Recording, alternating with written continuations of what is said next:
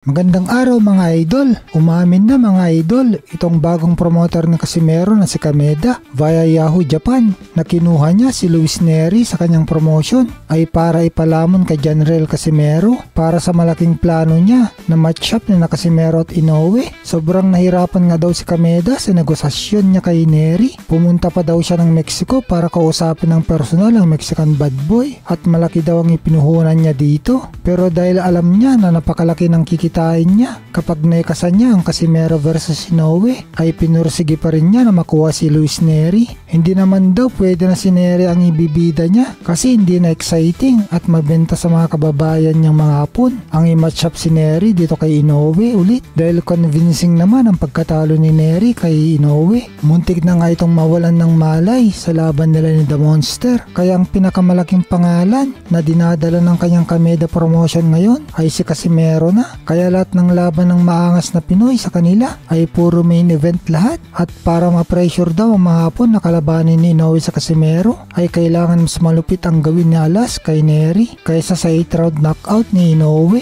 Yun din pala pinagmitingan nila Casimero dito sa Manila kung saan special at personal meeting ang kanilang ginawa ni Kameda. Sila lang tatlo ni na Kuya Lods ang kumain sa isang restaurant kaya sa mga nagdududa na hindi main event si Casimero sa paparating niyang laban sa October ay natawa na lang magkapatid na Bisaya at tinawag na sinungaling at walang alam sina Ampaw at Satsat. Samantala mga idol, ayon kay Naoya Inoue na tingin niya na parehas lang sila ng lakas ng suntok ng kanyang mga kalaban ngayong linggo, September 14 na si Murodjon Akhmadaliev, pero ang pinangangambahan daw niya ay ang malakas at malaking pangangatawan ng Akhmadaliev. Inaasahan naman ng mga boxing experts mga idol na high level test hindi lang sa physical fitness pero sa tactical thinking, timing at speed sa paggawa ng desisyon ang magiging laban ni Inoue at Akhmadaliev. Magkaibang estilo nila pero parehas na mahusay. Sa Akhmadaliev, inaasahan na maging physical ang laro niya at bibira sa bodega ni Inoue